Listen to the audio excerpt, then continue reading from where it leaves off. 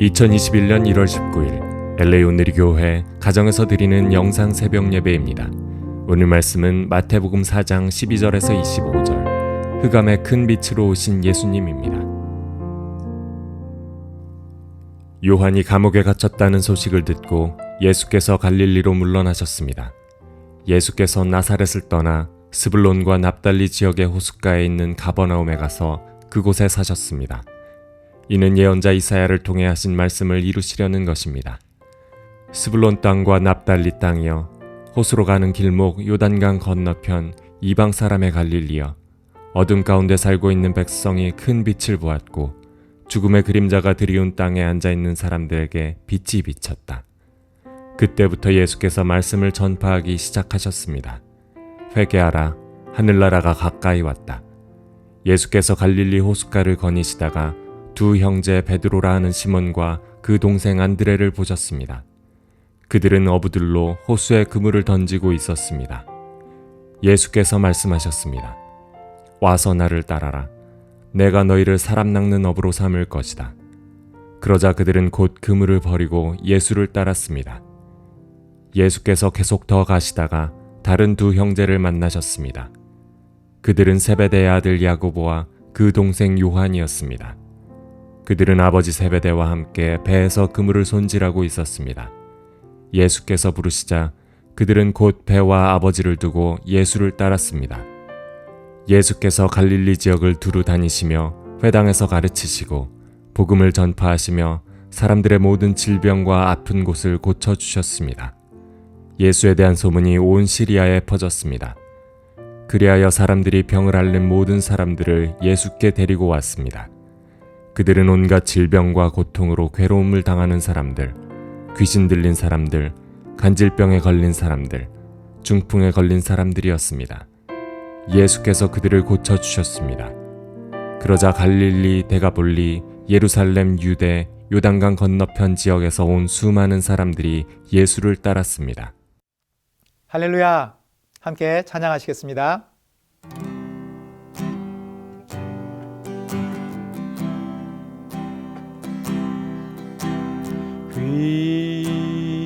귀하신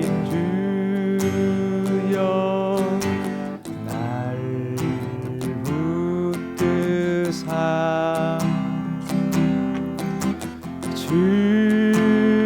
주께로 날마다 더 가까이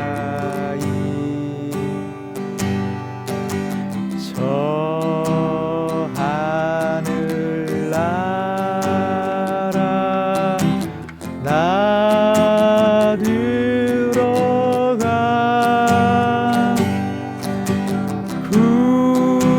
구주의 품 안에 늘 안기어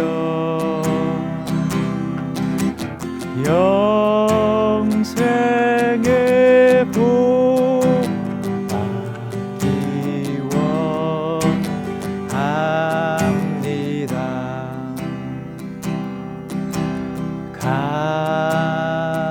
간악한 마귀 날 꿰어도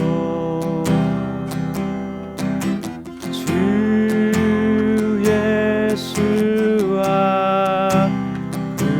앞으로 더 가까이 이 세상 속한 그 허영심 도주 안생 각을 다 버리니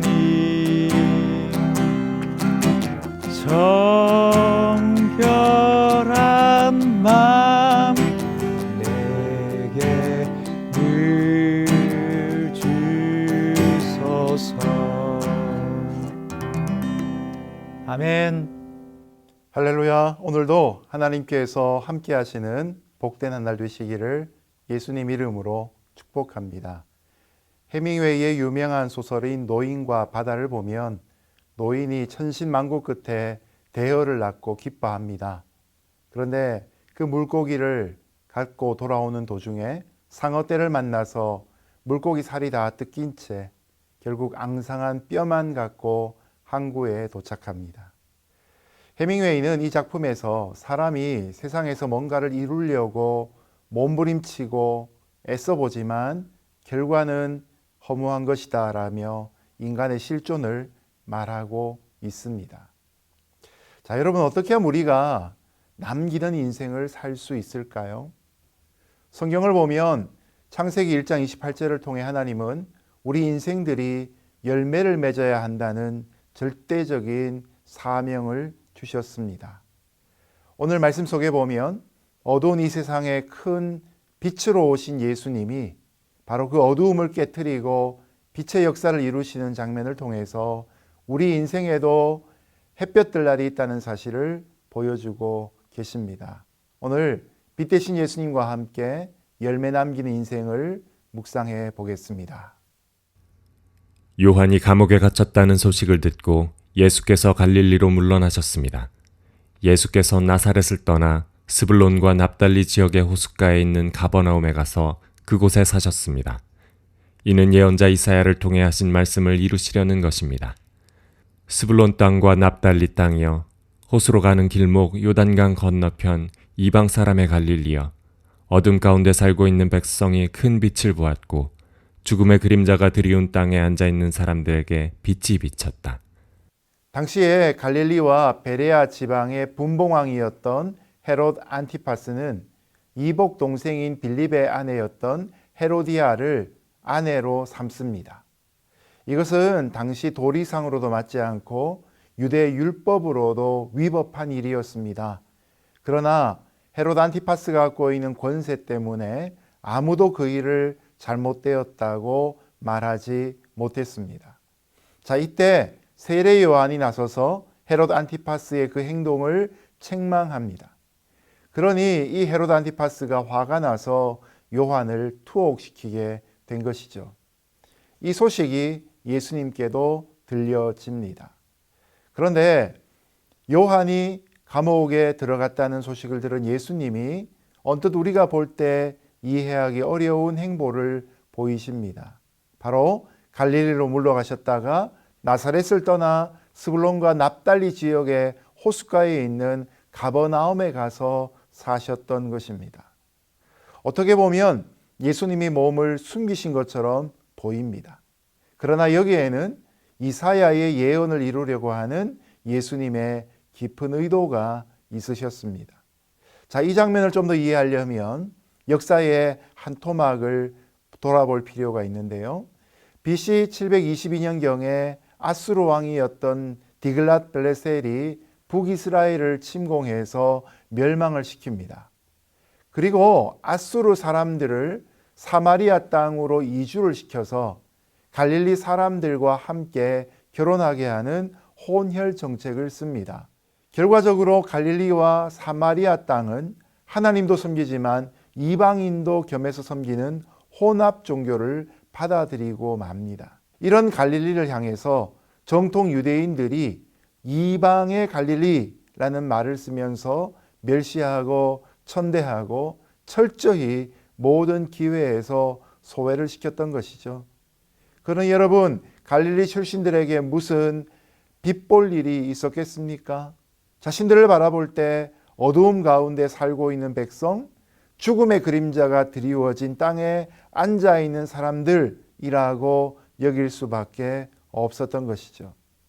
희망이 소실된 그들에게 이사야의 예언대로 예수님은 어두움 가운데 살고 있는 백성들의 큰 빛이 되시고 죽음의 그림자가 드리워진 땅에 앉아있는 사람들에게 빛으로 찾아가셨던 것입니다. 여러분, 하나님을 알지 못하는 데서 모든 영적 어두움이 시작됩니다. 어제 말씀에도 나오지만 우리는 하나님만 경배하고 섬겨야 합니다. 하나님 아닌 다른 것을 섬기며 마음을 나누기 시작할 때 우리 마음 안에 그만큼 어두움이 생기기 시작하는 것이죠. 그러므로 우리가 날마다 하나님이 어떤 분이신가를 깨달을 때 어두움이 물러가게 되고 우리의 삶에는 참된 기쁨과 참된 행복을 누릴 수 있게 되는 것이죠. 유명한 요한복음 8장 32절이 이렇습니다. 너희가 내 말에 거하면 내 제자가 되고 진리를 알지니 진리가 너희를 자유케 하리라. 여러분, 진리를 경험하기 위해서는 먼저 진리를 알아야 합니다. 또 진리를 알기 위해서는 우리가 주님의 말씀 가운데 거하고 주님의 제자가 되어야 합니다. 바로 예수님은 그 어두운 땅, 그리고 죽음의 그림자가 드리워진 그곳에 진리를 선포하기 위해 찾아가셨던 것입니다. 예수님은 오늘도 세상에 포로된 저와 여러분을 위해 찾아오셨습니다. 눈먼 자인 저와 여러분의 눈을 띄워주기 위해 오셨습니다. 오늘도 주님을 마음에 영접하고 인정함으로 하나님의 진리와 하나님의 자유가 임하시기를 예수님 이름으로 축복합니다. 그때부터 예수께서 말씀을 전파하기 시작하셨습니다. 회개하라, 하늘나라가 가까이 왔다. 이제 17절 말씀부터는 이 땅의 빛으로 찾아오신 예수님이 행하신 사역을 크게 세 가지로 나누어 보여주고 있습니다. 첫 번째로 방금 읽은 17절 말씀에서는 예수님이 천국 복음을 전파하셨습니다. 예수님은 비로소 회개하라, 하늘나라가 가까이 왔다라고 전파하셨습니다. 그런데 이 메시지는 앞서 나온 세례 요한의 메시지와 동일합니다. 그렇지만 세례 요한의 메시지가 천국의 왕이신 예수님을 맞이할 준비를 하라는 예고편이었다면 지금 말씀하신 예수님은 본방송에 해당하는 것이죠.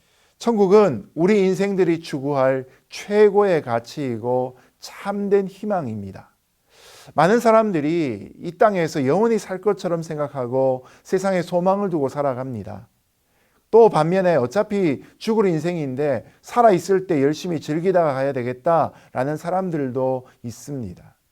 그런데 여러분, 이런 사람들은 결국 이 땅에서 지옥에 이르기까지 지옥을 사는 연습을 하다가 마침내 그렇게 되어버리고 마는 것이죠.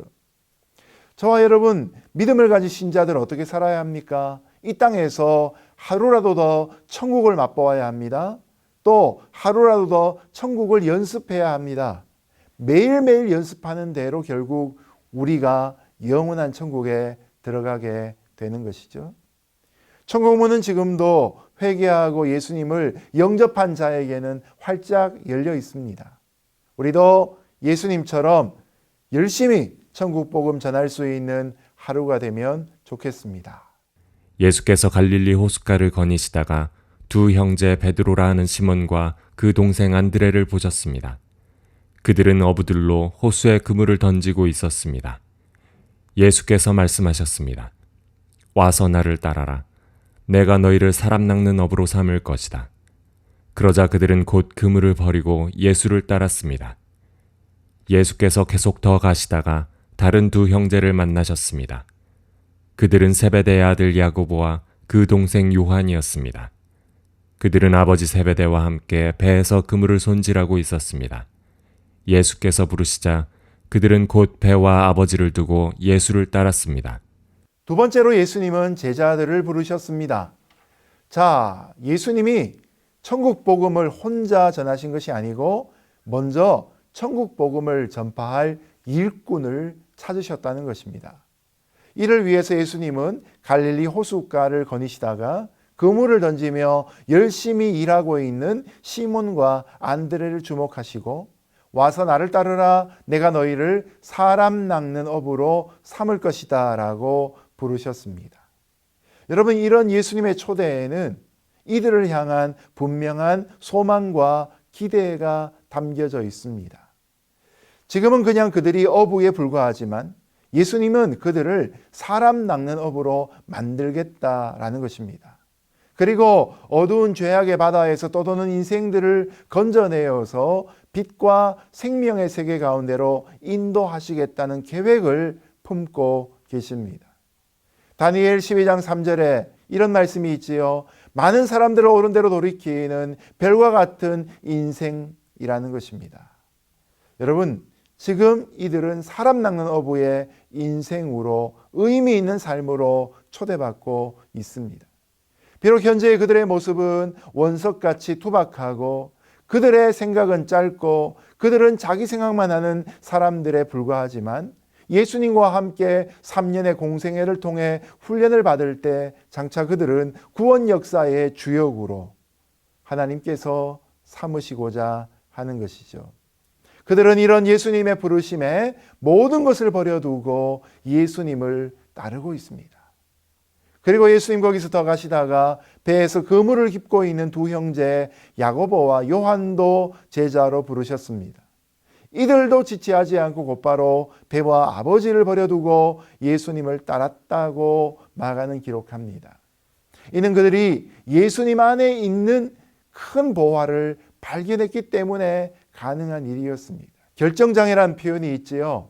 항상 결단하지 못하고 미적미적 하는 경우를 일컫는 경우입니다. 여러분, 우리는 하나님의 부르심 앞에서는 결코 결정장애를 겪어서는 안 됩니다. 결단은 언제나 신속해야 합니다. 결단을 미루는 신앙생활은 아무런 열매를 맺지 못합니다. 하나님께 쓰임받을 수 있는 때는 날마다 찾아오는 것이 아닙니다. 하나님이 부르실 그 때에 그 부르심에 정확하고 민첩하게 순종할 수 있는 저와 여러분이 되기를 예수님 이름으로 축복합니다. 그럴 때 우리는 기회를 놓치지 않는 복된 인생이 될 것입니다. 오늘 하루도 나를 향하신 하나님의 부르심이 무엇인가 민감하게 귀를 열고 듣고 주님의 부르심이라면 내 생각을 내려놓고 하나님의 계획대로 순종할 수 있는 저와 여러분 되시기를 주님 이름으로 축복합니다. 예수께서 갈릴리 지역을 두루 다니시며 회당에서 가르치시고 복음을 전파하시며 사람들의 모든 질병과 아픈 곳을 고쳐주셨습니다. 예수에 대한 소문이 온 시리아에 퍼졌습니다. 그리하여 사람들이 병을 앓는 모든 사람들을 예수께 데리고 왔습니다. 그들은 온갖 질병과 고통으로 괴로움을 당하는 사람들, 귀신 들린 사람들, 간질병에 걸린 사람들, 중풍에 걸린 사람들이었습니다. 예수께서 그들을 고쳐주셨습니다. 그러자 갈릴리, 데가볼리, 예루살렘, 유대, 요단강 건너편 지역에서 온 수많은 사람들이 예수를 따랐습니다. 세 번째로 빛되신 예수님은 치유 사역을 하셨습니다. 예수님이 이 말씀에서 중요한 세 가지 사역을 하셨는데요.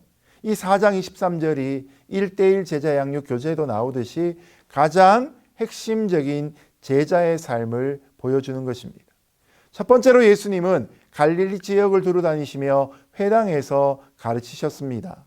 영어로 표현하면 티칭이신 거죠. 영적 무지를 깨우치시고 가치관과 인생관들을 천국 백성에 맞도록 보여주신 것입니다. 내일 말씀을 묵상하게 될 바로 산상수훈, 그 중에서도 팔복이 바로 이와 같은 것입니다. 두 번째로 예수님은 천국 복음을 전파하셨습니다. 영어로 프리칭에 해당합니다. 하나님의 말씀과 하나님 나라의 비밀을 선포하신 것이죠. 세 번째로 예수님은 모든 질병과 아픈 곳을 고쳐주셨습니다. 힐링에 해당되어지는 것입니다. 하나님의 백성들이 갖고 있는 영적인 질병과 고통을 주님께서 감당해 주신 것입니다. 여러분, 예수님은 가는 곳마다 말씀으로 가르치시고 천국의 복음을 선포하시고 특별히 병든 자들을 치료해 주셨습니다. 사람이 병이 걸리게 되면 심신이 연약해집니다. 그런 사람들에게 우리가 힘을 다해서 위로할 때 마음 편안하게 가지세요, 힘내세요 라고 말해도 사실은 환자 입장에서는 별 소용이 되지 않습니다. 여러분, 환자에게 정말 힘이 되는 말이 뭡니까? 능력 있는 의사 명의가 찾아가서 내가 고쳐주겠습니다 하는 것입니다. 여러분, 이 세 번째 힐링에 관계된 예수님 어떤 분이십니까? 천지를 지으실 뿐만 아니라 우리를 만드신 창조주 하나님이십니다. 헨리 포드가 자기가 만든 자동차를 잘 고칠 수 있는 전문가였던 것처럼 우리를 지으신 예수님이 바로 우리의 모든 것을 다 아시는 분이십니다. 그런 예수님이 자신에게 다가오는 모든 병자들을 마다하지 않으시고 일일이 고쳐주셨습니다. 어떤 사람은 예수님이 안수하여서 고침을 받고 어떤 사람은 예수님이 그 환자를 보지도 않고 말로만으로도 선포하실 때에 치유가 되어진 역사가 있습니다. 우리가 잘 아는 것처럼 어떤 여인은 12의 혈루증을 앓고 예수님 옷에 손만 대어도 낫겠다, 그런 믿음을 갖고 나았습니다. 회당장 야이로의 딸은 죽었는데도 불구하고 예수님이 따라 일어나라 달리다 쿰이라고 외칠 때 그 소녀가 죽음 같은 잠에서 깨어나는 일을 보게 되었던 것이죠. 세상에 얼마나 많은 질병들이 있습니까? 그러나 우리를 지으신 예수님 앞에서는 모든 질병이 다 하나의 질병과 같은 것이죠. 주님은 우리 육체를 고쳐주시는 분이십니다. 뿐만 아니라 오늘날 우리의 정신과 마음을 아프게 하는 질병까지도 고쳐주시는 분이십니다. 예수님께 나아가는 자는 육체와 영혼의 질병을 치유받을 수 있습니다. 하나님이 창조하신 첫 번째 모습처럼 밝고 건강한 삶을 살도록 지금도 도와주고 계십니다. 여러분, 이렇게 예수님이 그 당시에 민초들이 갖고 있던 그 삶의 어려움을 돌봐주실 때 가르치시고 전파하시고 고치시니 예루살렘과 유대와 요단강 건너편에서 수많은 사람들이 예수님을 따르게 되었던 것입니다. 오늘도 교회를 통해서 성도된 저와 여러분을 통해서 이 티칭과 프리칭과 힐링의 예수님의 사역이 이루어질 수 있기를 주님의 이름으로 축복합니다. 우리를 통해 하나님이 일하실 때에 오늘도 주님께로 나와 구원받는 자의 수가 더하는 역사가 있게 될 것입니다. 이제 말씀을 맺겠습니다. 예수님은 어두운 세상을 비추는 큰 빛으로 오셨습니다. 흑암에 앉은 자들에게 비추는 빛, 죽음의 그림자에게 밝음을 드러내는 역사를 보여주셨습니다. 그리고 예수님은 천국 복음을 전파하시고 중요한 저와 여러분 같은 제자들을 부르셔서 훈련시키시고 하나님의 동역자로 삼아 주셨습니다. 지금도 교회가 이런 예수님의 치유하는 빛의 역사를 감당해 나갈 수 있기를 예수님 이름으로 축복합니다. 저와 여러분 모두가 빛의 사자가 되실 수 있기를 주님 이름으로 축복합니다. 함께 기도하겠습니다. 거룩하신 하나님, 우리 마음 가운데 빛으로 임하실 뿐만 아니라 저희들이 살아가는 세상 가운데 교회, 몸된 교회를 통하여 하나님의 영광의 빛이 비추게 하여 주옵소서. 오늘도 성도 한 사람 한 사람이 있는 자리에서 빛의 사자로 쓰임받도록 역사하여 주옵소서. 예수님 이름으로 기도드렸습니다. 아멘.